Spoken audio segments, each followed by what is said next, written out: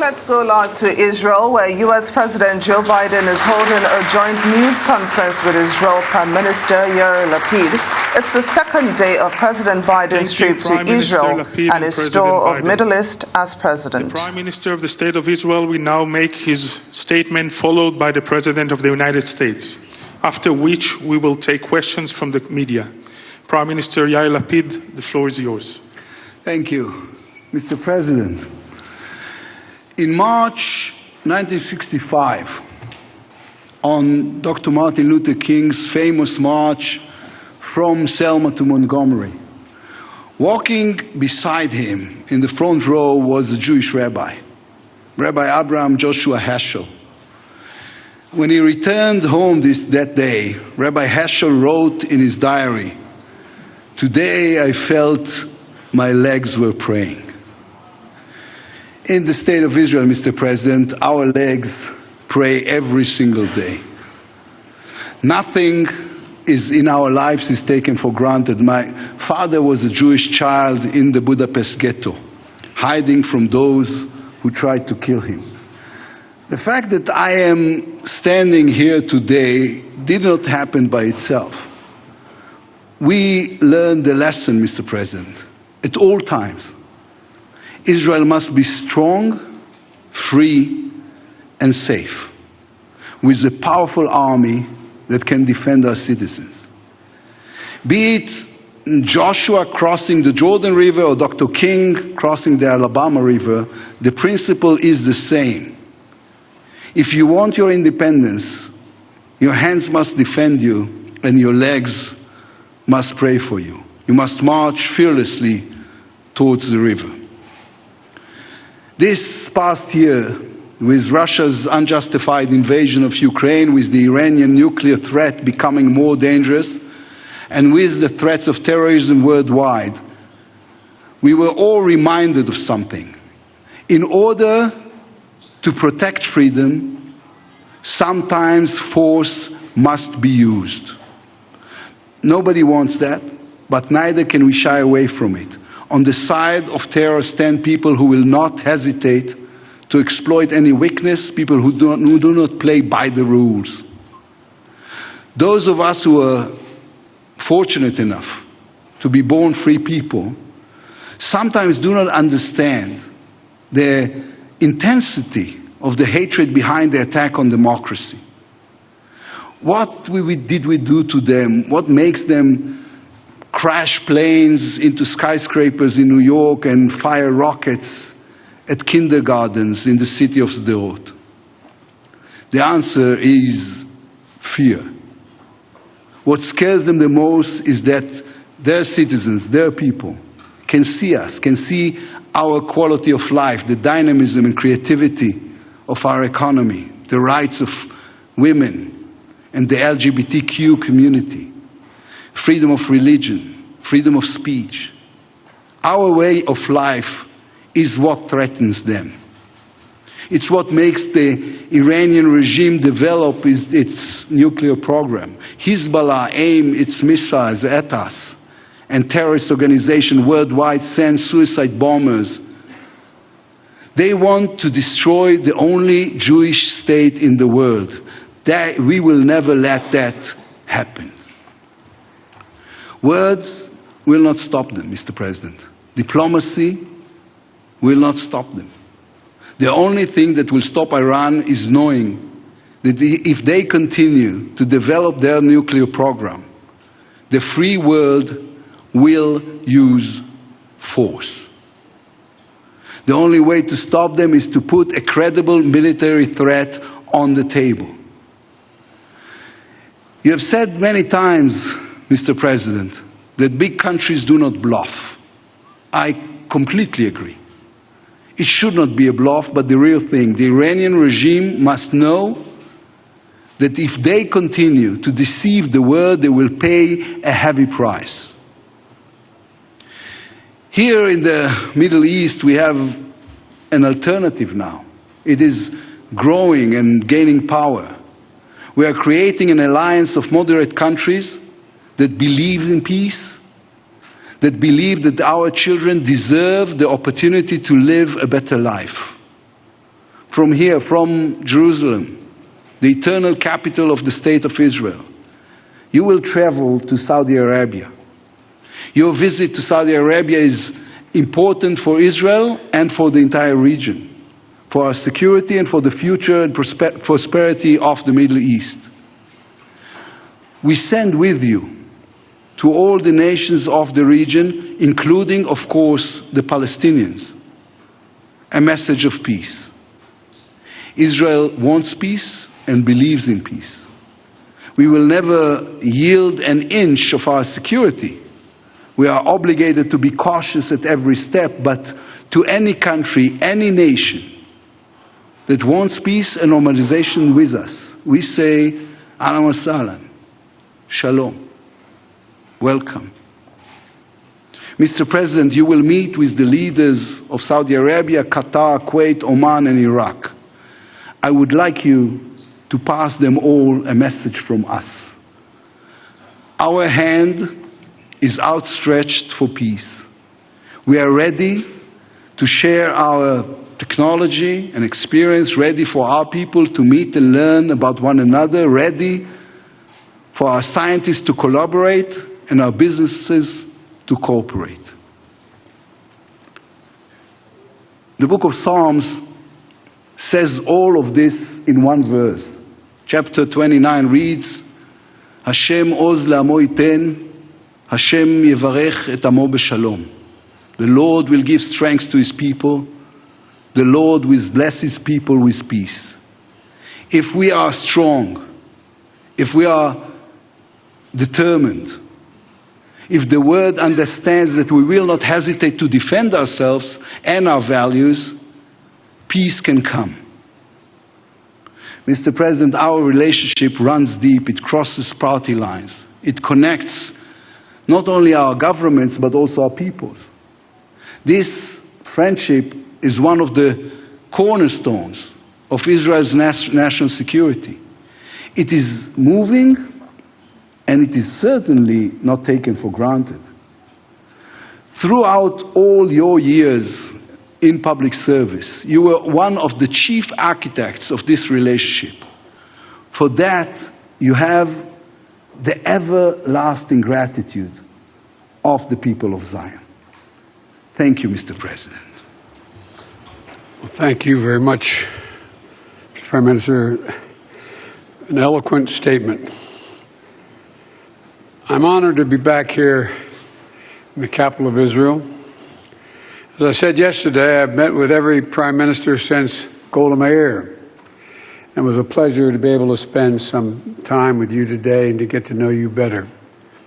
Mr. Prime Minister, a deep love and respect for Israel has only taken a deeper hold of my heart and my gut since I first visited here back in 1973 as a young senator. I'm returning for my 10th visit as president, this time as president of the United States. But I've never forgotten what Prime Minister Meir told me when I was a brand new junior senator from the state of Delaware. It was just weeks before the Yom Kippur War, and she could see on my face that I was worried. As we stood before the press, taking questions and pictures, she looked at me, and without press hearing, she said, "Don't look so worried, Senator. Israel has a secret weapon." And I looked at her as I turned my head, and she was going to tell me. I just looked at her. She said, "We have nowhere else to go."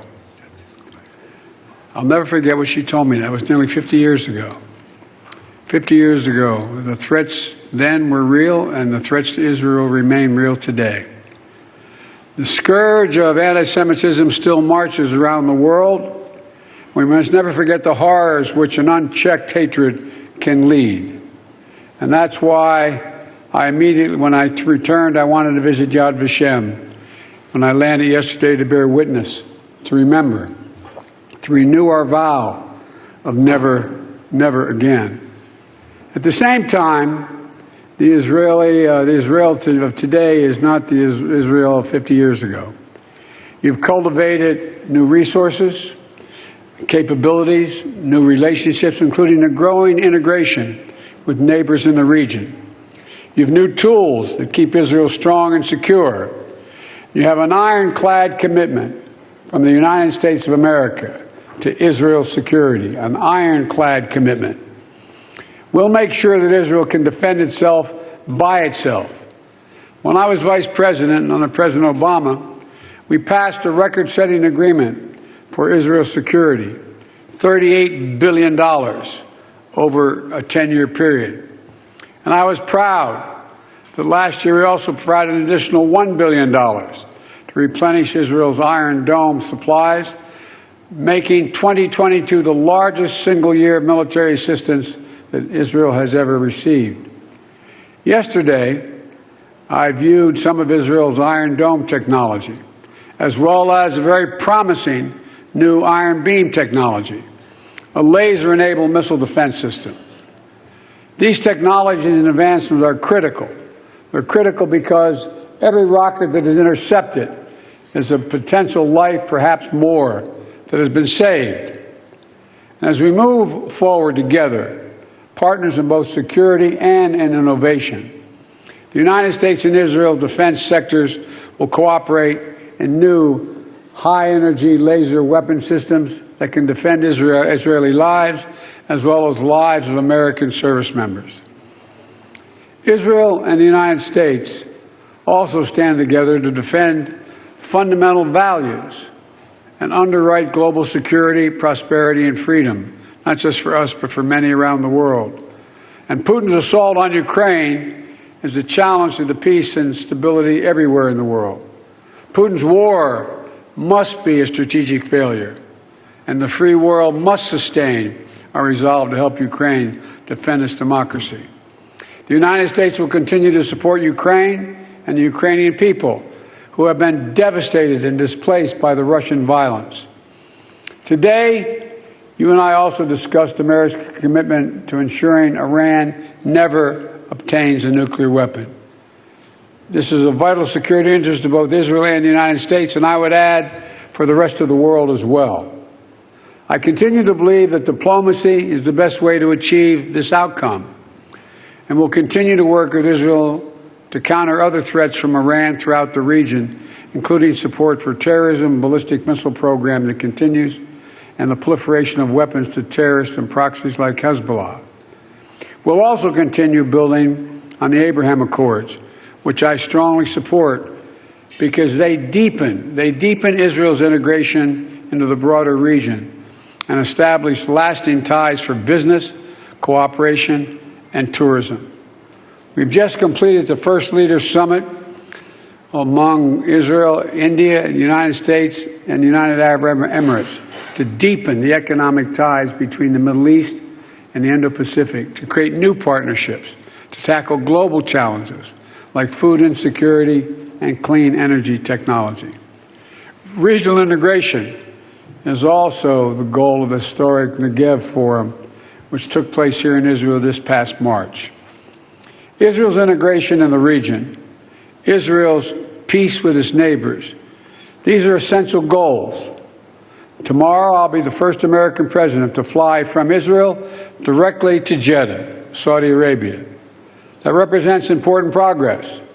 And when I see the Saudi leadership tomorrow, I'll be carrying a direct message of peace and extraordinary opportunities that a more stable and integrated region could bring to the region and, quite frankly, the whole world. As we work together toward greater integration, we'll also continue to work toward a lasting negotiated peace between the State of Israel and the Palestinian people. Israel must remain an independent, democratic Jewish state, the ultimate guarantee and guarantor of security of the Jewish people, not only in Israel, but the entire world. I believe that to my core.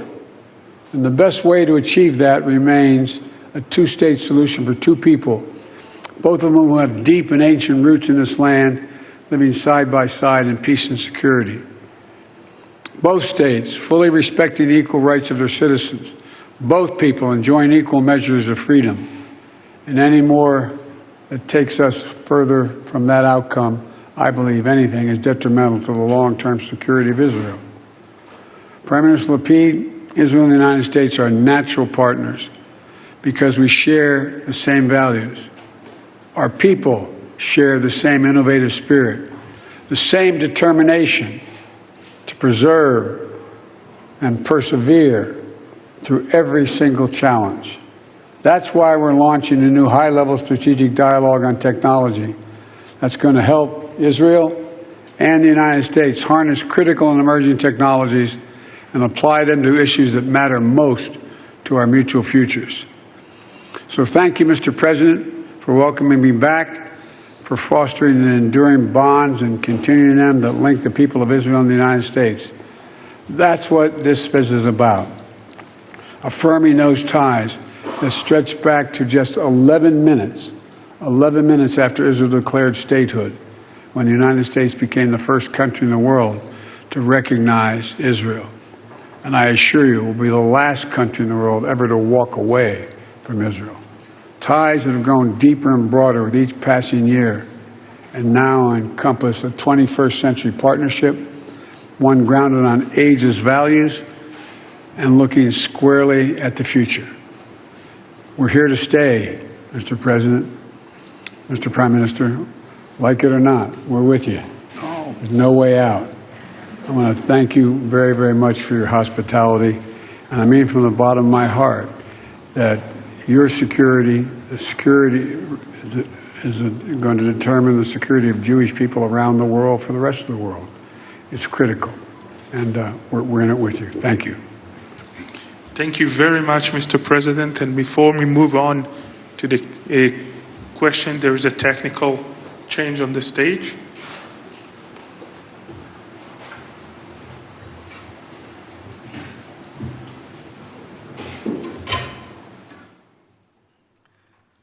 You've been watching a joint press conference of the Israeli Prime Minister Yair Lapid and U.S. President Joe Biden, who is on his first trip to the Middle East as the U.S. President.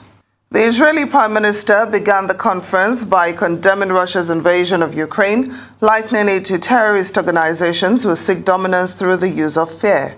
He also says Iran's nuclear ambition must be contained through the use of force, as dialogue will not work with Tehran. Prime Minister Lapid asked President Biden to tell Israel's Arab neighbors that our hands are open for peace and collaboration, but Israel will not hesitate to defend its values and freedom. Only an understanding of this, the Prime Minister says, will bring peace. Meanwhile, U.S. President Joe Biden reiterated the U.S. commitment to ensuring Israel's security remains ironclad so that it can defend itself from external aggression.